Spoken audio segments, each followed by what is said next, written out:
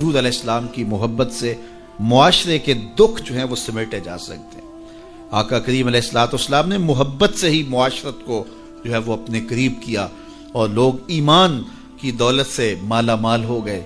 وہ ایک بچہ آیا نا اپنی ماں کے لیے لباس لینے کے لیے، اور پہلے وہ گیا اپنے چچا کے پاس، اس کی ماں بیوہ تھی اور اس کا لباس پھٹ گیا تھا، اور وہ اپنے چچا کے پاس گیا تو اس نے دتکار دیا۔ ماں نے اس کو روکا تھا بیٹا نہ جانا، لیکن اس نے کہا کہ تیرے بدن کے اوپر جو لباس ہے وہ بھی پھٹ گیا ہے اور جگہ جگہ سے جسم جھلک رہا ہے، تو میں اپنے چچا سے آپ کے لیے لباس لے کے آتا ہوں۔ پھر جو رویہ اس نے اختیار کیا تو واپس روتا ہوا آ رہا تھا، تو کسی نے راستے نے پوچھا کہ کیا ماجرا ہوا؟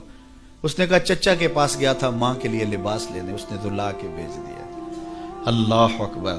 تو اس نے کہا کہ جا سین حرم میں محمد نام کا ایک شخص بیٹھا ہوا ہے، اگر تو اپنا دکھڑا اس کے سامنے پیش کرے تو وہ امید ہے تمہیں رد نہیں کریں گے، لیکن سن لے ان کا دین کوئی اور ہے۔ اللہ اکبر۔ اپنے ماں کے پاس آیا تو ماں کو کہا کہ چچا نے تو لا کے بھیج دیا، لیکن آپ کی حالت مجھ سے دیکھی نہیں جا رہی۔ بچہ ابھی شعور کی منزلوں میں قدم رکھ رہا تھا، پہلے بہت چھوٹا تھا، اب اس کے اندر ایک جذبات تھے بچے کے اندر۔ تو ماں نے کہا کہ بیٹا نہیں، ان کے پاس نہیں جانا، سنا ہے کہ جو ان سے ملے دین دھرم چھین لیتے ہیں اس کا۔ اللہ اکبر۔ تو حضور علیہ السلام کے پاس جانے سے ماں روکنے لگی، لیکن بچے نے کہا کہ امی میں پکا رہوں گا، بتوں کا وفادار رہوں گا، تم اس ٹینشن کو، اس پریشانی کو چھوڑ دو۔ اور حضور کی خدمت میں حاضر ہوا۔ حضور صحن حرم میں چادر اوڑے بیٹھے ہوئے تھے، اور جا کے کہنے لگا میں پہلے بات آپ سے کر لیتا ہوں، آپ کا دین میں نے قبول نہیں کرنا۔ حضور مسکرا کے بولے بیٹا بتاؤ کس لیے آئے ہو؟ کہا میری ماں بے لباس ہے، میں آپ سے لباس لینے آیا۔ حضور نے چادر رحمت اتار کے اس کے کندھوں پہ ڈالا۔ اللہ اکبر۔ وہ واپس آ گیا اور ماں پر حضور کی چادر اڑائی۔ اللہ اکبر۔ اور ماں نے کہا کہ بیٹے اس نے اپنا دین تو نہیں تجھے دیا؟ کہا نہ، میں نے پہلے کہہ دیا تھا تیرے دین نہیں مانوں گا۔ ماں کہنے لگی پتر اس کا دین ماننا چاہیے، یہ جس نے رحمت کی چادر ہمارے سر پہ تان دی۔ اللہ اکبر۔ تیری تک کے ادامہ میں مرید ہو گئے۔ اس بوڑھی عورت کا قصہ بھی آپ نہیں بھول سکتے، جو گھر کا سامان باندھ کے اپنے دروازے پہ بیٹھی ہوئی تھی، اور اس نے سنا تھا مکے میں ایک جادوگر آیا ہے جسے ملتا ہے اس کا دین چھین لیتا ہے، کہیں ایسا نہ ہو کہ کہیں اس سے ملاقات ہو جائے اور وہ دین ہی میرا چھین لے، مجھے شہر چھوڑ دینا چاہیے۔ گھر کے تھڑے کے اوپر سامان باندھ کے بیٹھی ہے۔ حضور بھی گزرے، اس نے دیکھا تو کہا بھتیجے یہ سامان میرے سر پہ رکھ دے۔ حضور نے سامان اٹھایا، دیکھا تو بوجھل تھا، وزنی تھا، اور بڑھیا کو دیکھا تو کمزور تھی۔ تو کہا کہ بڑھیا اگر چاہو تو جہاں چاہتی ہو میں خود نہ چھوڑا۔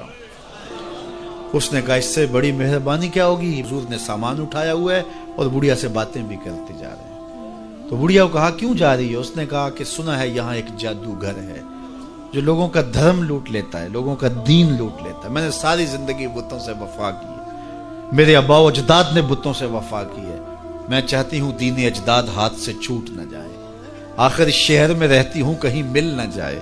خیر حضور نے کچھ نہیں کہا، اس کا سامان نہیں پھینک دیا کہ ٹھیک ہے تم پھر جاؤ۔ سامان اس کا اٹھایا اور جہاں تک اس نے جانا تھا سامان پہنچایا، سامان سپرد کر کے واپس پلٹنے لگے۔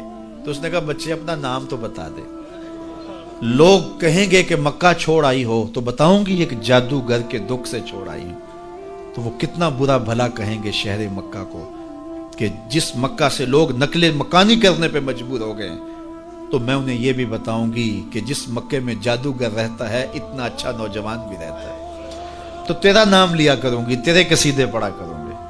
تو حضور علیہ السلام مسکرا پڑے، کہا بڑھیا جس جادوگر سے بھاگ کے آئی ہے وہ تیرے سامنے کھڑا ہے۔ اس نے کہا سچ سے آپ ہی محمد ہیں؟ حضور نے فرمایا نام میرا یہی ہے۔ تو اس نے کہا پھر آپ کا جادو میرے پہ چل گیا ہے۔ اللہ اکبر۔ تیری تک کے ادامہ میں مرید ہو گئے، لوگوں کی خدمت کریں، بوڑھوں کے کام آئیں، دکھیوں کے کام آئیں، مصیبت زدہ کے کام آئیں۔ حضور یتیم ہو کے یتیم پرور تھے، لاچاروں کی مدد کرتے، لوگوں کے گھروں میں پانی بھر کے دے دیتے، اور دکھیوں کے کام آ جاتے اور مصیبت زدوں کے کام آ جاتے۔ تو حضور سے پیار کرنے والوں، امت میں آپس میں حسد نہ پھیلاؤ، بغض نہ کرو، نفرتوں کے پہاڑ کھڑے نہ کرو، ایک دوسرے سے پیار کرو، جڑو، امت وحدہ بنے، اور اپنے ماحول کو، اپنی معاشرت کو ایک خوبصورت معاشرت کا رنگ دو، اور اپنی زندگی کو حضور کے نام کر دو۔ ایک بزرگ تھے تو وہ کنویں پہ پانی بھرنے گئے تو ایک خاتون بھی مٹکے میں پانی بھر کے جانے لگی تو تھوڑا کیچڑ تھا، وہل تھا، تو ان کی نظر پڑی تو انہوں نے کہا کہ ذرا دھیان سے پاؤں نہ پھسل جائے. تو اس خاتون نے گھڑا رکھ دیا اور اس عالم سے مخاطب ہو کے کہنے لگی کہ میں اگر پھسل جاؤں گی تو کیا ہوگا؟ گھڑا ٹوٹ جائے گا، 2 آنے کا بازار سے اور لے آؤں، لیکن حضرت اگر آپ پھسل گئے تو کچھ نہیں بچے گا. عالم کا پھسلنا، عالم کا پھسلنا، ایک جہان کا پھسلنا. حضرت عمر رضی اللہ تعالیٰ عنہ نے فرمایا 3 چیزیں اسلام کی عمارت کو ڈھا دیتی. پہلی چیز زلت العالم، عالم کا پھسل جانا. جب عالم پھسلتا ہے تو معاشرہ پھسلتا ہے. عبداللہ بن معتز نے کہا کہ عالم کے پھسلنے کی مثال کشتی کے اندر ٹوٹ پیدا ہو جانا، انکسار پیدا ہو جانا، سوراخ ہو جانا ہے. چونکہ کشتی کے اندر جب سوراخ ہوتا ہے تو پھر کشتی بھی ڈوبتی ہے اور کشتی کے اوپر جو بیٹھے ہوئے ہوتے ہیں وہ بھی ڈوب جاتے ہیں. تو عالم جب خراب ہوتا ہے تو وہ خود بھی برباد ہوتا ہے اور اس کے ساتھ جڑے ہوئے سینکڑوں ہیں، ہزاروں ہیں یا لاکھوں ہیں، وہ بھی برباد ہو جاتے ہیں. دوسری چیز وجدال المنافق بالکتاب، اور منافق شخص کا کتاب اللہ کو لے کے جھگڑے شروع کر دینا. منافقین جن کے اندر نفاق بھرا ہوا ہے وہ مفسر بن جائیں، وہ قرآن لے کے بیٹھ جائیں اور لوگ ان کے فالوور بن جائیں اور وہ لوگوں کو گمراہ کر رہے ہو. جب کسی قوم کے اندر منافق منبر و محراب کے مالک بن جاتے ہیں اور وہ قرآن سے لے کر مجادلے کر رہے ہوتے ہیں تو قومیں برباد ہو جاتی ہیں. اور آج آپ دیکھ لیں، آج سوشل میڈیا کے اوپر ایسے ایسے مکروہ لوگ بیٹھے ہوئے ہیں جو قوموں کے اندر بگاڑ اور تفریق کی بدکاری میں کوئی کسر نہیں چھوڑ رہے اور قومیں برباد ہو رہی ہیں. اللہ تعالیٰ نے قرآن مجید میں فرمایا لوگوں میں سے کچھ ایسے لوگ بھی ہیں کہ جن کی باتیں ایسی ہیں کہ تمہارے دل کو لگیں کہ واہ واہ کیا بات کر رہا ہے، لیکن وہ الد الخصام ہیں، وہ انتہائی لوگوں کے اندر فساد برپا کرنے والے، لوگوں کے اندر شر پیدا کرنے والے. فرمایا تم ایسے لوگ دیکھو گے قرب قیامت میں کہ وہ پچھلے گزرے ہوئے لوگوں پر لعنت کریں گے. وہ کہیں گے جو دین ہمیں سمجھ آیا ہے وہی دین ہے. ماضی کے اندر بڑے بڑے محدث فقیہ اور بڑے بڑے بزرگ وہ کہیں گے ان کو کیا پتا تھا، دین کی تو سمجھ ہمیں آئی. اور آج ہم دیکھتے ہیں کہ لوگ کہہ رہے ہیں کہ ہمارے جیسا تو کوئی زمانے میں ہے ہی نہیں، دین کا تو فہم ہی ہمیں ملا ہے. ماضی میں تو سارے لچھے بیچتے تھے، انہیں کیا پتا تھا دین کیا ہے. اور بزرگوں کی پگڑیاں اچھالی جانے لگی. تو کہا کہ دوسری چیز جو اسلام کو گرا دے گی وہ جدال المنافق بالکتاب، منافق کے ہاتھوں میں کتابیں آ جائیں گی اور وہ کتاب اللہ کو لے کر کے قرآن پڑھ کے حدیث پڑھ کے لوگوں کو گمراہ کر رہے ہوں گے. تیسری چیز وہ حکم الائمۃ المدلین، ان لوگوں کے ہاتھ کے اندر اقتدار آ جائے گا، ان لوگوں کے ہاتھ کے اندر قوت نافذہ آ جائے گی جو خود بھی گمراہ ہوں گے اور لوگوں کو بھی گمراہ کریں گے. جب یہ 3 چیزیں ہو جائیں حضرت عمر نے فرمایا تو اسلام کی عمارت ڈھا دی جائے گی. جب فتوے حکمرانوں کی مرضی کے مطابق دیے جائیں گے اور وہ اپنی خواہش کے مطابق فتوے کا معیار طے کریں گے تو پھر نتیجہ وہی ہوگا جو اس وقت پوری دنیا کے اوپر مسلمانوں کا ہو گیا. اور آج اسلام دنیا کے اوپر غریب الوطن ہے. ایسا غریب الوطن کوئی نہیں ہے جیسا غریب الوطن اسلام ہے. 56-57 اسلامی ملکوں کے اندر بھی اسلام کو کہیں جائے پناہ نہیں مل رہی. اج دین نبی دا وانگ یتیمہ کر کر تکے کھاوے، کتھوں لبا عمر بہادر جڑا روندے نو گل لاوے. جب ہم ہی اچھے نہیں ہیں تو پھر رحمت کی چادریں تو نہیں تان دی جائیں گی ہمارے اوپر. یہ حکمران عذاب ہے ہمارے اوپر اور یہ ہمارے گناہوں کی سزا ہے. حجاج بن یوسف بصرے کا سخت گیر حاکم اپنے ہاتھ سے 70,000 لوگوں کو قتل کیا تھا، 90,000 لوگ اس کے حکم سے کٹے تھے. حضرت حسن بصری رضی اللہ تعالیٰ عنہ فرمایا کرتے تھے اگر پچھلی امتوں کے لوگ اپنے سارے ظالموں کو لے آئیں اور ایک پلڑے میں ڈال دیں، ہم صرف حجاج بن یوسف کو دوسرے پلڑے میں ڈال دیں گے، یہ پھر بھی بھاری ہو. صحابی رسول کو سین حرم میں ذبح کیا شخص، بہت ظالم شخص. تو کسی نے جرت کی، جرت کرنے والے ہر دور میں ہوتے ہیں، اور کہا کہ تو نے حضرت عمر کا زمانہ دیکھا ہوا ہے، اگر تو بچہ تھا اس وقت ان جیسا انداز حکمرانی کیوں اختیار نہیں کرتا، اتنا بڑا ظالم کیوں ہو گیا تو حجاج بن یوسف نے جو جواب دیا وہ 2 لفظوں میں تھا. اس نے کہا تبازروا اتعمر لکم، تم ابو ذر بن جاؤ میں عمر بن جاتا. جب عوام اچھی نہیں ہوگی تو پھر یہی اوپر ہوگا. جب میں کہتا ہوں الہی میرے احوال دے، حکم ہوتا ہے اپنا نامہ اعمال۔ اور ایک روایت میں اعمالکم امالکم، تمہارے اعمال ہی تمہارے امال ہیں، جس طرح کے عمل ہوں گے اس طرح تمہارے اوپر مسلط کر دیے جائیں گے۔ بندہ سمجھتا ہے کہ یہ آ جائے گا تو شاید یہ اچھا ہوگا، یہ آ جائے گا تو شاید یہ اچھا ہوگا۔ ایسے کافی دیر پہلے ایک حکومت گئی، پھر اس کی بعد دوسری آئی، تو وہ کوئی صحافی تھے تو مجھے کہنے لگے کہ آپ کیا اس پر کہتے ہیں؟ تو میں نے کہا کہ ہم نے پھولوں کی آرزو کی تھی، آنکھوں میں موتیا اتر آیا۔ تو یہی ہوتا ہے، جب تک ہم خود اپنے آپ کو صحیح نہیں کرنا چاہیں گے اتنی دیر تک کچھ بھی نہیں ہوگا۔ اور دوسری طرف یہ جو نظام ہے اس وقت ہمارے اوپر مسلط، ہم وا دل نخواستہ قبول کیے ہوئے ہیں، اور یہ مشق تھی کہ چلو اس کے ذریعے سے کوئی بہتری کا راستہ نکلے، لیکن 70 سال سے وہ کولو کے بیل کی طرح وہی مشق ہو رہی ہے۔ سیاستدانوں کو تو یہ مسئلہ ہے کہ جمہوریت بڑی مقدس ہوتی ہے، ہمیں تو کوئی مسئلہ نہیں ہے کہ ہم اس کے قصیدے پڑھتے پھریں۔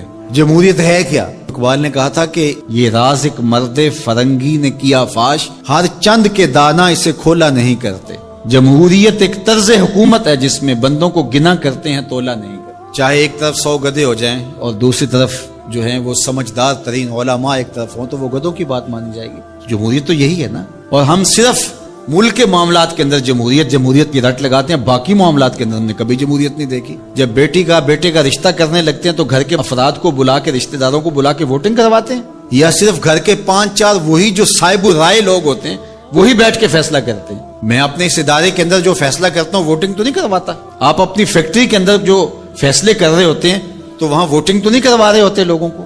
آپ جو بھی معاملات زندگی کے چلا رہے ہیں، رشتے کرتے ہیں بچوں کے، فیصلے کرتے ہیں، کوئی چیز خریدنی ہے، کوئی چیز بیچنی ہے، اس شعبے کے ماہرین کو بلا کے رائے لیتے ہیں، سمجھدار لوگوں کو بٹھا کر کے۔ اس وقت آپ کی کچن کیبنٹ بھی ہوتی ہے، سب کچھ ہوتا ہے اس وقت۔ اور یہ ملک اس قدر بے توقیر ہے کہ یہاں آپ اس شخص کی رائے لے رہے ہو کہ جو بریانی کی پلیٹ کے اوپر بک رہا ہے، اور آپ کہہ رہے ہیں کہ اس ووٹ کو بھی عزت ہونی چاہیے، اس کو بھی وقار ہونا چاہیے۔ کیا بات ہوئی آپ کی؟ ہماری تقدیر اگر بدل سکتا ہے تو وہ نظام محمد صلی اللہ علیہ وسلم بدل سکتا ہے۔ نظام خلافت ہماری تقدیر بدل سکتا ہے۔ ہم مشق کرتے رہیں، جو بھی کرتے رہیں، کچھ نہیں ہونے والا۔ ماضی میں کتنی حکومتیں آئیں، بدلی، اب ایک حکومت آئی، اب یہ بھی شاید جانے والی ہے، قصہ تمام ہونے والا ہے۔ پھر اس کے بعد کیا ہوگا؟ یہاں ایجنسیوں کے لوگ بھی موجود ہیں، میں میسج دیتا ہوں، کوئی ملک کے اندر سے سنجیدہ لوگوں کو اکٹھا کرے۔ 22 کروڑ کی عوام میں سے کوئی 100 آدمی بھی نہیں ملے گا جو دیانتدار بھی ہو، خیر خواہ بھی ہو اس ملک کا، اور باصلاحیت بھی ہو۔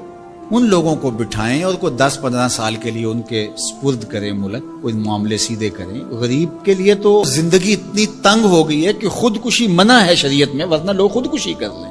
یہ حالات اگر یورپ میں ہوں، دیگر ممالک میں ہوں، تو وہ تو اجتماعی خودکشیاں کریں۔ یا ہمارا مذہب ہمیں روک رہا ہے اور ہم برداشت کر رہے ہیں اور صبر کر رہے ہیں، ہمارے مذہب نے ہمیں صبر کی تلقین کی ہے۔ ورنہ آپ گھر سے نکلتے ہیں، کوڑے کے ڈھیر پڑے ہوئے ہیں جگہ جگہ، لوگوں کے رویے کتنے کھردرے ہو گئے، رشتہ داریوں کے اندر باہمی الجھنیں، لڑائیاں، شر فساد، ایک دوسرے کی ٹانگیں کھینچنا، گلیوں بازاروں سے لے کر کے آپ اوپر کی سطح تک چلے جائیں۔ یہ معاشرہ نہیں رہا، یہ بے ہنگم ہجوم ہے، یہ وحشیوں کا ایک طبیلہ بن گیا ہے۔ انسانیت نام کی چیزیں تقریباً رخصت ہو چکی ہیں۔ یہ زندگی گزاری نہیں جا رہی، زندگی گھسیٹی جا رہی ہے۔ ہم اپنی لاشیں گھسیٹ رہے ہیں۔ زندگی میں طمانینت، سکون نام کی کوئی چیز ہی نہیں ہے۔ ہر بندہ ہاتھ ملاتے ہوئے دوسرے سے ڈر رہا ہے کہ پتہ نہیں یہ میرے ساتھ کیا کرنے والا ہے۔ یہ تو وحشیوں کا معاشرہ ہوتا ہے، انسانوں کا معاشرہ تو نہیں ہوتا۔ لوگ غریب سے غریب تر ہو رہے ہیں، اور چند لوگوں کے پاس دولتیں اتنی ہیں کہ ان سے شمار ہی نہیں ہو رہی، اور نفس کی کمینگی بھی ختم نہیں ہو رہی۔ کھا گئے لوگوں کو، لوٹ کے لوگوں کا خون چوس گئے۔ وہ کبھی آپ نے کوا دیکھا ہے جو بچے کے ہاتھ سے بھی روٹی چھین لیتا ہے؟ یہ ہمارے جو بچے ابھی پیدا ہونے والے ہیں ان سے بھی روٹی چھین چکے ہیں، اور آگے ان کی نسلیں ہماری آنے والی نسلوں کی روٹی چھیننے کی تیاریاں کر رہی ہیں۔ تو ہمیں اپنے آپ کو صحیح کرنا ہوگا، اور میں مشورہ دیتا ہوں میری یہ باتیں ضرور پہنچائیں کہ خدا را رحم کیجئے۔ جو اپنے بند کمروں میں بیٹھے، انہیں نہیں پتا کہ لوگ کس طرح سسک کے زندگی گزار رہے ہیں، کیا اذیت ناک زندگی ہے لوگوں کی۔ تو اس لیے خدا را اس ملک پر رحم کھائیں۔ جن کے پاس قوت نافذہ ہے وہ ضرور اس کو استعمال کریں، اور کوئی ایسا فیصلہ کیجئے کہ جو یہ پج مردہ معاشرہ پھر سے جی اٹھے، اور وہ ایک ہی راستہ ہے، اور وہ راستہ میرے حضور کا دیا ہوا راستہ ہے۔ اور صحابہ پھر حضور کے در پاک کو دستک تک بھی نہیں دیتے تھے۔ جب حضور سے ملنا ہوتا تو آ کے دروازے پر بیٹھ کے درود پڑھتے رہتے، حضور جب خود آتے تو کوئی بات کہتے، انتظار کرتے رہتے۔ اور آقا کریم کا طریقہ بھی یہ تھا کہ جب حضور گھر تشریف لے جاتے اور حضور نے فوری پلٹ کے واپس آنا ہوتا تو حضور اپنے نالین باہر اتار دیتے۔ یہ سائن تھا اس بات کا کہ رکیے، حضور ابھی آ رہے ہیں۔ اور حضور نے اگر استراحت فرمانی ہے، ابھی نہیں آنا، تو حضور نالین سمیت چلے جاتے۔ حضور بھی خیال رکھتے تھے کہ کوئی دیر تک نہ بیٹھے، اب تشریف لے گئے ہیں، دیر کے بعد آئیں کہ کوئی کام کر لیں، کھانا کھا لیں، چلے جائیں۔ لیکن حضور نے اگر فوری پلٹ کے آنا، چند لمحوں کے لیے گئے ہیں گھر، 10 منٹ کے بعد پھر آئے، تو حضور نالین دروازے کے ساتھ ہی اتار کے چلے جاتے۔ نالین کو دیکھ کر صحابہ جان لیتے کہ ابھی حضور آئے۔ کہا اتنی دیر تک نالین دیکھتے رہو، قدموں کے نشان ڈھونڈتے رہو، مصطفیٰ جان رحمت آنے ہی والے ہیں۔ اللہ اکبر، تمہاری نظریں نبی کے نالین پہ لگی رہیں۔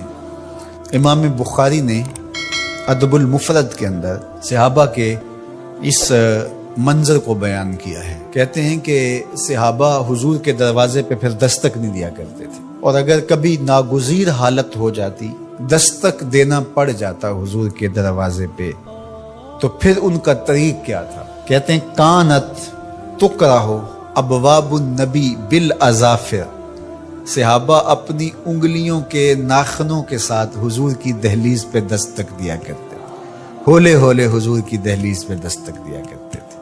تو مولا علی قاری فرماتے ہیں کہ ناخنوں سے دستک کیوں دیتے تھے؟ اے دربن خفیفن و دکن لطیفن تعظیمن و تکریمن و تشریفن۔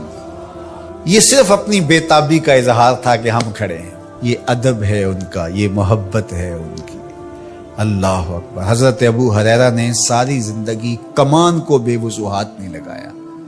کسی نے کہا ابو ہریرہ یہ کمان تو ہندوستان سے بن کے آئی ہے۔ کہا کہ اس کمان کو بھی بے وضو ہاتھ نہیں لگاؤں گا، اس لیے کہ اس کی شکل اس کمان سے ملتی ہے جو میرے حضور کے ہاتھ میں رہی، میں اس کو بھی بے وضو ہاتھ نہیں لگاؤں گا۔ یہ تھی ان کی محبت۔ ایک صحابی حضور علیہ السلام کا ایک فرمان بیان کرتے ہیں اور کہتے ہیں حضور نے ایسے انگلیاں اٹھائیں اور بتایا، اور ایک دم کہا یہ میں صرف تمہیں بتانے کے لیے کہہ رہا ہوں، ورنہ میری انگلیاں حضور کی انگلیوں سے چھوٹی ہیں۔ اللہ اکبر۔ کہا یہ جو میں نے کہا نا حضور نے یوں انگلیاں اٹھائیں، یہ میں تمہیں بتانے کے لیے، مسئلہ سمجھانے کے لیے، میری انگلیاں حضور کی انگلیوں جیسی نہیں ہیں۔ اللہ اکبر۔ حضرت عباس بن عبد المطلب سے کسی نے پوچھا کہ آپ بڑے ہیں یا حضور بڑے ہیں؟ عمر کے بارے سوال کیا، کہا سال زیادہ میں نے گزارے ہیں، بڑے حضور ہی ہیں، بڑے حضور ہی ہیں۔ یہ تھا ان کا ادب، یہ تھی ان کی محبت۔ آپ اگر مجھے پوچھیں کہ دین کیا ہے تو میں اقبال علیہ رحمہ کا لہجہ ادھار لوں گا۔ انہوں نے کہا دین سراپا سوختن اندر طلب، انتہائش عشق آغازش ادب۔ طلب محبوب میں تڑپنے کا نام دین ہے، ادب سے شروع ہوتا ہے، عشق پہ ختم ہو جاتا ہے۔ جو دین ادب سے شروع نہ ہوتا ہو اور عشق پہ ختم نہ ہوتا ہو، وہ دین ہی نہیں ہے۔ میں ان تھوڑے جملوں میں آپ کو بہت کچھ کہنا چاہ رہا ہوں۔ آپ پوچھتے رہتے ہیں، مسائل پوچھتے رہتے ہیں، میں 2 لفظوں میں آپ کو بتا رہا ہوں۔ جو بھی دین ادب سے شروع نہ ہوتا ہو، عشق پہ ختم نہ ہوتا ہو، وہ دین نہیں ہے، کوئی اور ہے۔ عشق ہی ابتدائے ذات، عشق ہی انتہائے ذات۔ عشق نہ ہو تو شرح دین بت کدا تصورات۔ کسان سب سے اچھے دانے سنبھال کے رکھتا ہے، جو بیج ہوتا ہے وہ سب سے بہتر ہوتا ہے۔ اس کو زمین میں دانہ ڈالتے ہوئے کوئی جھجک نہیں ہوتی کہ مٹی میں دانے رول رہا ہوں، اس لیے جھجک نہیں ہوتی کہ وہ اپنی آنکھوں سے کئی بار مشاہدہ کر چکا ہے کہ میں ایک دیتا ہوں، اللہ کئی عطا کرتا ہے، اس لیے وہ اچھے دانے زمین میں ڈالتا ہے۔ کوئی کسان ایسا تو نہیں کرتا کہ مریل بیج ڈال دے، وہ کہتا ہے ساری محنت ضائع چلی جائے گی۔ تو اسی طرح تم راہ خدا میں دو تو سب سے اچھا دو، یہ نہیں ہے کہ جو سب سے کمزور ہے وہ تم اللہ کی راہ میں دے دو۔ یہ ہم نے ایکسپورٹ کوالٹی نکال لی، باغ سے پھل توڑا، یہ ایکسپورٹ کوالٹی ہے۔ یہ دوستوں کے لیے تحائف تیار کرو، یہ گھر والوں کے لیے، یہ ہم منڈی میں بھیج رہے ہیں، اور باقی جو آخر میں رہ گیا کمزور سڑا ہوا اس کا ڈھیر لگا دیا، یہ غربا کے لیے۔ اللہ تعالیٰ فرماتا ہے اگر تمہیں اس طرح کا دیا جائے تو تم اس کو قبول کرو گے؟ لستم بآخذی ہے، تم کبھی بھی اس کو قبول نہیں کرو گے۔ تو فرمایا اللہ بھی غنی ہے، اس کی راہ میں ردی کیوں دیتے ہو؟ اللہ کی راہ میں سب سے اچھا دو۔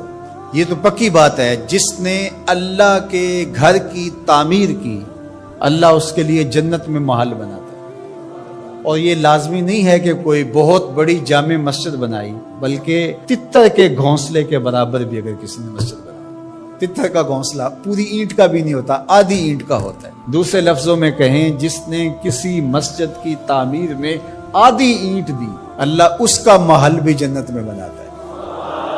کتنا کرے اللہ اکبر۔ حدیث پاک میں آتا ہے جب کوئی شخص فوت ہو جاتا ہے تو اس کے اعمال کا سلسلہ منقطع ہو جاتا ہے، لیکن 3 عمل اس کے باقی رہتے ہیں۔ ایسا صدقہ جو تسلسل کے ساتھ باقی رہتا ہے، مسجد بنوا دی، دارالعلوم قائم کر دیا، پانی کا کنواں کھدوا دیا، ہاسپٹل بنا دیا، ایسا سلسلہ کر دیا کہ جو جاری رہتا ہے۔ دوسرا، او علم ينتفع بہ، یا ایسا علم جس سے لوگوں کو نفع پہنچے۔ ادارہ قائم کیا، لوگوں نے وہاں حفظ قرآن کیا، دین کا علم سیکھا، لوگوں کو فائدہ پہنچا۔ جب تک علم آگے بڑھتا رہے گا، جس نے انتظام و انصرام کیا، اللہ اس کے نامہ اعمال کے اندر اجر داخل فرماتا رہے۔ بلکہ اس کی تشریح میں دیکھ رہا تھا کہ صرف علم دین ہی نہیں، ہر وہ علم جو نافع ہو۔ اگر کسی نے کسی کو کوئی ہنر سکھا دیا اور اس کے ذریعے وہ حلال رزق کمانے لگا، اپنے بچوں کی ضرورت کو پورا کرنے لگا، جس نے ہنر سکھایا تھا اللہ اس کو بھی اجر عطا کرے گا۔ یہ جو بخل کرتے ہیں نا کہ کوئی ہنر سیکھنے آ جائے تو اس کو وہ 3 4 ماہ تک کاج کرنے پہ لگائے رکھتے ہیں۔ یہ ورک شاپوں میں جو کچھ ہوتا ہے، وہ استاد اسے فن دیتا ہی نہیں، چھپا کے رکھتا ہے۔ 8 سال 7 سال کھجل کرتا ہے اس کو، حالانکہ جو بچہ سکول نہیں جا سکا اور ورک شاپ میں کام سیکھنے آیا ہے، درزی کے پاس کام سیکھنے آیا ہے، اور دیگر کوئی فن سیکھنے آیا ہے، تو اس کا مطلب ہے کہ گھر میں غربت اتنی ہے کہ یہ بچہ پڑھنے نہیں جا سکا، مجبوریوں نے اسے کام پہ کھینچ کے بھیج دیا ہے۔ یار 3 ماہ لگا دیے اس کو صرف کاج سکھانے پہ، اور اس کو پانا دے کر کے صرف پہیا کھولنے پر 3 ماہ ضائع کر دیے۔ آپ اس کو 6 ماہ میں کاریگر بنا کے بھیج دیں، وہ روزی کمانے لگے گا، عرش کا رب آپ پہ بڑی رحمت نازل فرمائے۔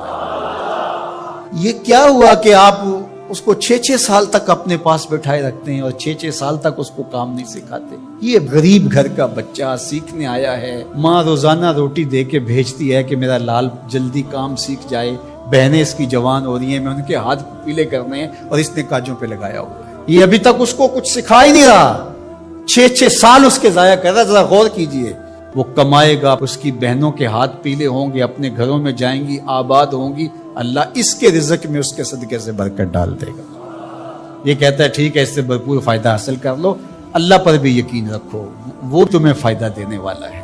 تیسری بات ارشاد فرمائی، او ولد صالح یدعو لہ، نیک اولاد جو ماں باپ کے لیے دعا کرے۔ صالح اولاد وہی ہوتی ہے جو ماں باپ کے لیے دعا کرے۔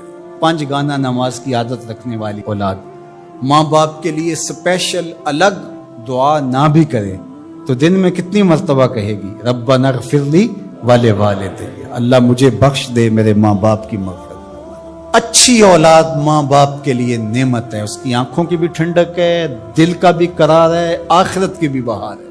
اللہ جل شانہ ہمیں اپنی راہ میں صدقہ کرنے کی توفیق ارزانی فرمائے، خیر کی راہوں کا مسافر بنائے، اچھے لوگوں کی سنگت عطا کرے۔ آدمی بیوی کی اطاعت کرے گا لیکن ماں کی فرما برداری نہیں کرے گا، بیوی کی ڈیمانڈ پہ فوراً بھاگ کے جائے گا، لیکن ماں دوائی کا بھی کہہ رہی ہوگی تو ٹال مٹول کرتا رہے گا، کل پرسوں ہفتے گزر جائیں گے۔ ماں کے ساتھ جانا اس کو پسند نہیں ہوگا، ماں کی خدمت میں رہنا، اس کے پاس بیٹھنا اس کو پسند نہیں ہوگا۔ ماں دھکے سے بیٹوں کو بیٹیوں کو اپنے پاس بٹھائے گی لیکن بیٹھنا پسند نہیں ہوگا۔ وہ ادنا صدیقہ ہو وہ اقصا آبا ہو، دوستوں کے ساتھ بیٹھ کے گپ شپ لگانا مرغوب ہوگا، باپ کے ساتھ بیٹھنا پسند نہیں ہوگا۔ باپ کے پاس اولادیں نہیں بیٹھیں گی، اور یہ جو مصیبت آئی ہے اس نے تو گھر کے اندر بھی پاس بیٹھی اولاد کو بھی ماں باپ سے چھین لیا ہے. وہ وہاں بیٹھ کر کے بھی حاضر باش نہیں ہوتا. آپ کو اس دن میں نے درس قرآن میں جو مضمون رکھا تھا اس میں ایک لفظ تھا وَبَنِينَ شَهُودًا. وہ بیٹے جو حاضر باش ہوں وہ نعمت ہوتے ہیں. جو باپ کی خدمت میں بیٹھے ہوں, باپ کے پاس بیٹھتے ہوں, باپ کے ساتھ جڑے رہتے ہوں, وہ نعمت ہوتے ہیں. اور جو باپ سے جان چھڑاتے رہتے ہوں, جی چراتے رہتے ہوں, پھنس گئے تو 2 منٹ بیٹھ کے ورنہ نہیں. بالخصوص بوڑھے بزرگوں کے پاس تو اس دور کے اندر کوئی بیٹھنے کے لیے تیار نہیں ہوتا. وہ ترستے ہیں کہ ہماری اولاد ہمارے پاس بیٹھے, لیکن اولاد کی دلچسپیاں ہی کوئی اور ہیں. وہ انہیں اولڈ فیشن سمجھتے ہیں. پرانے زمانے کے لوگ دقیانوس, ان سے ہم بات بھی کیا کریں, یہ ہمارے زمانے کی باتیں نہیں سمجھتے. جب تم ان کے زمانے کی باتیں نہیں سمجھتے تھے, انہوں نے ایک لفظ پانی اور روٹی سکھانے کے لیے کتنی محنت کی تھی تمہارے اوپر. تم تو کچھ بھی نہیں سمجھتے تھے. تم تو حرف و صوت سے آشنا نہیں تھے. تم تو لفظوں سے آشنا نہیں تھے. انہوں نے کتنا وقت دیا اور ایک ایک حرف, ایک ایک لفظ, ایک ایک ہجا تمہیں بتایا. اور آج تم کہتے ہو یہ دقیانوس ہے. کہا یہ قرب قیامت کی علامت ہے کہ دوستوں کے پاس بیٹھنا مرغوب لگے گا, محبوب لگے گا. ماں باپ کی صحبت میں بیٹھنا اولاد کی تباہ میں نہیں ہوگا. وَسَادَ الْقَبِيلَةِ فَاسِقُهُمْ. اور قبیلے کا جو سردار ہے وہ فاسق و فاجر ہوگا. سرداری, قبیلے کا بڑا بننا, خاندان کا بڑا ہونا, یہ صلاحیت کی وجہ سے نہیں, تقوی کی بنیاد پر نہیں. یہ چالاکی, مکاری, فسق و فجور کی وجہ سے. اس لیے کہ جس طرح کی قوم ہوگی اس طرح کے ان کے حکمران ہوں گے. کسی نے حجاج بن یوسف سے کہا تھا کہ تو نے حضرت عمر کا دور خلافت دیکھا ہے, تو ان جیسا انداز حکومت اختیار کیوں نہیں کرتا؟ تو اس نے 2 لفظی جواب دیا, تبازروا اتعمر لکم. اس نے کہا تم ابو ذر غفاری بن جاؤ, میں عمر بن جاتا ہوں. جب رعایا ابو ذر غفاری جیسی ہوتی ہے تو حکمران عمر فاروق جیسے ہوتے ہیں. جب ہم چور ہوں گے, ہم خائن ہوں گے, ہم بدکار ہوں گے, تو اوپر رحمتوں کی چھتڑیاں تو نہیں تانی جائیں گی. اوپر بھی پھر یہی کچھ ہوگا. ایک روایت میں آتا اعمالکم امالکم, تمہارے اعمال ہی تمہارے حکمران ہوں گے. فرمایا کہ وہ اس بات پہ قادر ہے کہ وہ تمہیں اوپر سے بھی عذاب دے سکتا ہے, وہ چاہے تو نیچے سے بھی عذاب دے سکتا ہے. حضرت عبداللہ ابن عباس رضی اللہ تعالیٰ عنہ فرماتے ہیں اوپر کا عذاب یہ ہے تمہارے حکمران نااہل ہوں, اور نیچے کا عذاب یہ ہے تمہاری اولاد نافرمان.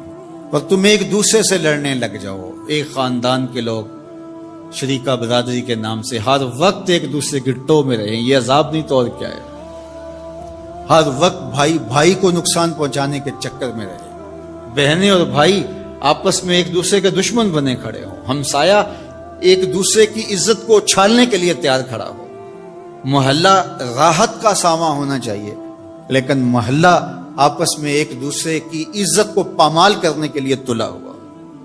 خاندان, برادریاں جو کہ وحدت کی علامت ہونی چاہیے, یہ ایک دوسرے کو اذیت دینے کے لیے, تکلیف پہنچانے کے لیے, ٹو میں رہنے کے لیے, کسی کے عیب کو اچھالنے کے لیے, کسی کی بہن بیٹی کی آبرو کو اچھالنے کے لیے ہر وقت اسی چکر میں ہو, تو کیا یہ عذاب نہیں ہے کہ تم اپنے گھر میں بھی محفوظ نہ ہو؟ خاندانی لڑائیاں, شریکہ برادریاں, ان کی باہمی لڑائیاں, یہ فرقوں کی لڑائیاں, سیاسی جنگ و جدل, یہ کیا ہے؟ یہ اللہ کے عذاب کی ناراضگی کی صورت ہے. اللہ تعالی ہمیں سچی توبہ کی توفیق دے.